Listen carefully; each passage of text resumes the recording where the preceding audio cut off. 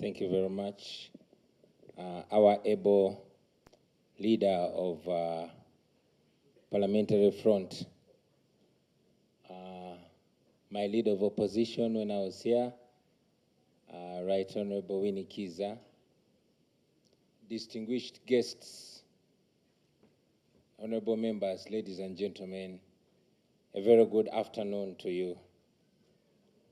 I want to salute our parliamentary team for work very well done. I was listening both with gladness but also with anger as the leader of opposition was speaking to us. I've had the opportunity to quickly go through the write-ups of the alternative budget, and I was, in real sense, comparing the ideal and the real. That is definitely ideal. And if we do things that way, we can be able to revolutionize every sector in our country. But unfortunately, we have the real to grapple with. We have the reality to deal with here. Nothing encourages, like the theme of today, combating corruption, a sure way of effective service delivery. Yes, combating that corruption. And I'll quote one eminent leader that we have in this country, Mzee Mayengo, Israel, who was speaking a few weeks ago. He said, and I agree with him, that back in the day, President Obote noted that the problem of Uganda and Africa generally is reduced into three things. That is poverty, that is ignorance, and disease. And he was spot on. Today, Mzee Mayengo reduced the problem in Uganda. It is no longer poverty, ignorance, and disease, but it is centrally corruption, because corruption is the center of all this. I want to salute our parliamentary front for the continued fight. And ladies and gentlemen, indeed, there's no better place to talk about corruption than here, the Parliament of Uganda, which has distinguished itself in recent days as the high temple of corruption. I hate to use those words, but if we are to deal with the problem, then understanding it and addressing it in reality is the first step. This Parliament has had the most outrageous scandals recently. In recent times, we've seen the Speaker of Parliament with impunity siphoning taxpayers' money. In recent days, we have seen this Parliament doing unprecedented things. We've seen in this Parliament the Speaker of Parliament and government ministers sharing iron sheets meant for the poorest of the poor in Uganda. It is in this Parliament that we've seen the leader of opposition rewarded before he works. It was in this Parliament where we saw that so-called service award. And it is this Parliament that provoked the conscience of even our young people. We all remember the young people of this nation getting up and deciding to have a march to Parliament. Many of them were arrested, as you read in the newspapers, tortured, and even sodomized for daring to counter corruption. For those young people that were trying to make their way to Parliament and failed, I thought that maybe today I could try to be their spokesperson, to be their mouthpiece, and say to you what those young people were not able to say.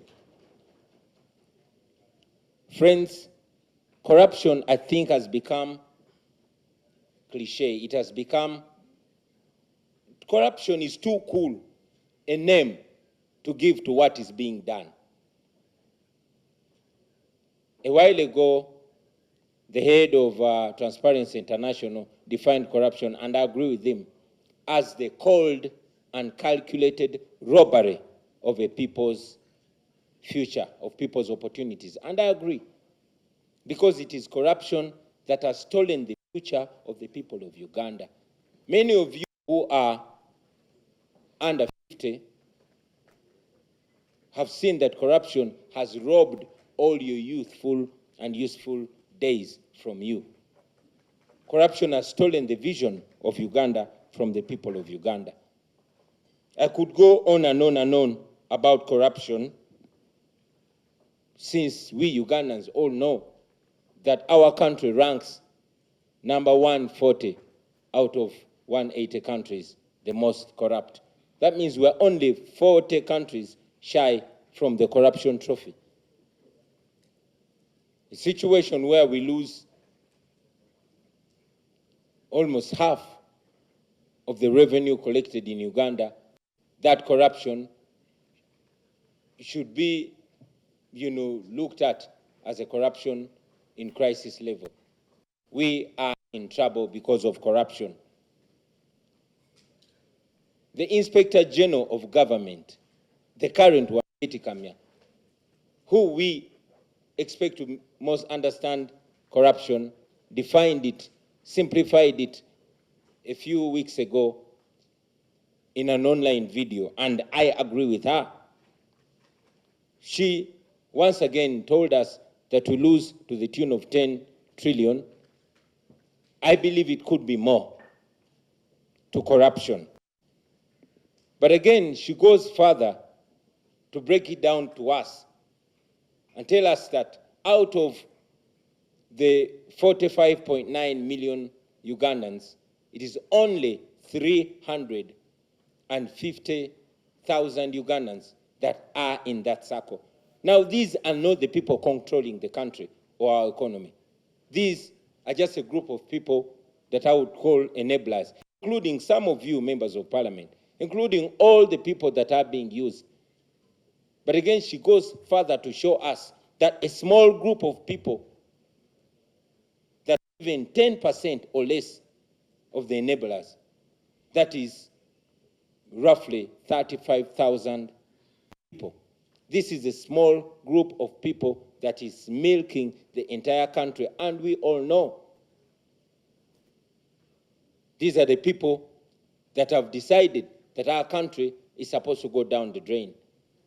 Let us imagine what 10 trillion can do. A little while ago, we were imagining what that money can do if corruption was stamped out.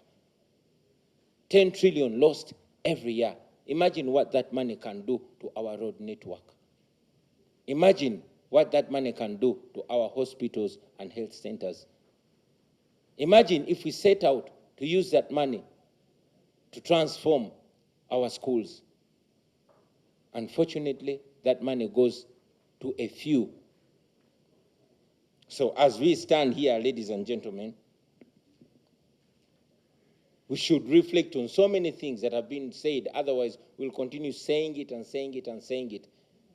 Recently, we lost one of Uganda's international journalists, Shaka Sari, and he was quoted to have said that one of the biggest achievements of the Museveni regime is institutionalizing corruption. And that is true, because we all can realize that corruption is a currency in this regime.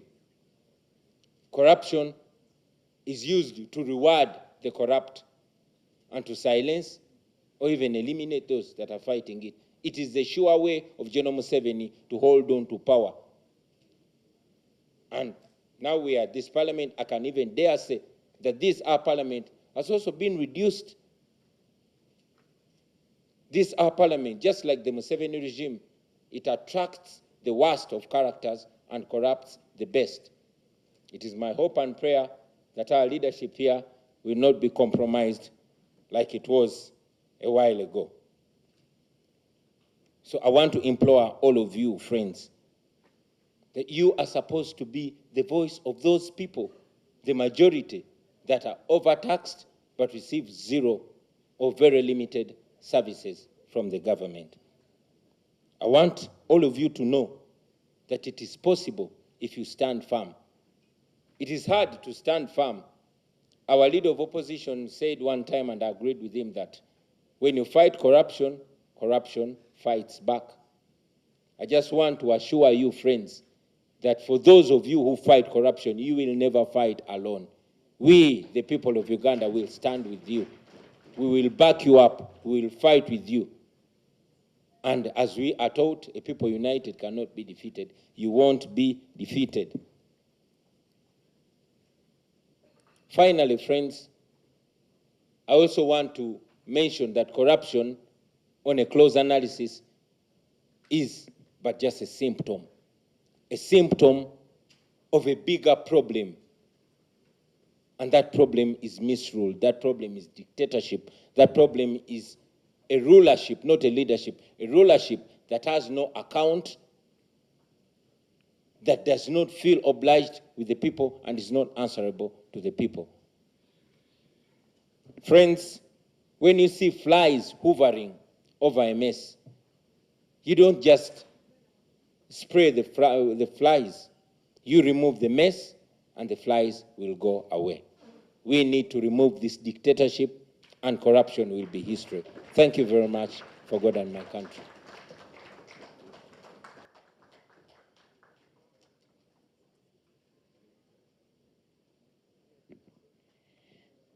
We thank you so much, Mr. President, for your very elaborate speech. It has spoken so well to our budget, which is people, if the government prioritizes a few, we are saying we should prioritize our people that we lead. When the leader of opposition talked about the country not being serious, or our government not being... Society organizations, members of the media, LOP, special thanks to you for this day. This is the day the Lord has made. We have to rejoice and be glad in it. Why do I say this?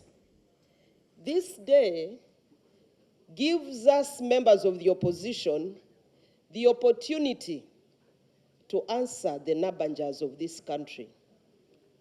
That the opposition has, from the time this country went into multi-party dispensation, been giving alternative policy statements, has been giving alternative policy options to the Ugandans. Many times I feel sad when the Nabanjas and their friends begin deceiving the Ugandans that what policies do they offer? What do they have? What alternatives do they offer? So I just want to remind them today that the office of the leader of the opposition from 2006 has been giving policy options, has been giving alternative statements. And so, LOP, thank you today that again you are bringing us here to let them know that if they are not reading, it has not been our problem. But we have been having compendiums of policy options. Thank you that the Ugandans are receiving from your office and the able members of parliament who are here, who belong to the alternative government, the alternative budget. And I want to congratulate you, colleagues, for this milestone. Uganda is not a poor country like many people think, or like our leaders want us to believe. Uganda is a nation that has poor managers who manage a nation with a chaotic mentality. And because of that, they have made corruption a norm of managing our society, to the extent that corruption has been referred to as cooperation. And that is what the Honorable Chagulanyi was talking about, the president of the National Unity Platform, that corruption is kind of now a way of life in Uganda. Museveni's government has institutionalized it to that extent that when you are not corrupt, actually the system is likely to weed you out. You look alien when you are not corrupt in Museveni's government. And today, leader of the opposition, with the theme that we are running for this year, we want to tell all Ugandans that together we can fight this corruption and make Uganda a better place for all of us, where people with the taxes that they pay can see services getting closer to them. And yes, I know it can happen. The Auditor General's report of 2023-2024 alluded to the fact that over 316 billion is lost in the medical field due to corruption. And this is out of expired drugs. Can you imagine a country having expired drugs when Ugandans are dying because of lack of medical supplies in the countryside? Over 316 billion going to waste because of corruption. And we know that health nations are built by health populations. And so if you can just not even be mindful enough of a population that you lead, would you really be worthy being called a leader? And I concur with what His Excellency Chagulanyi said, that it's misrule that is bringing us the far that we have gone. And it's our responsibility to make sure that we fight the mismanagers of our nation. I know that majority of us here went through thick and thin to get to your positions. Just the recent experience of Kawempe tells you where we are going. A lot of money wasted for people to make their decision. And that even when people have made their decision, you still waste a lot of taxpayers' money, you abuse people, you assault people, you insult people, you break people's ribs, just because there is an election. What a shame for our leaders. But all this is due to corruption. You know the amount of money that was lost in Kawempe?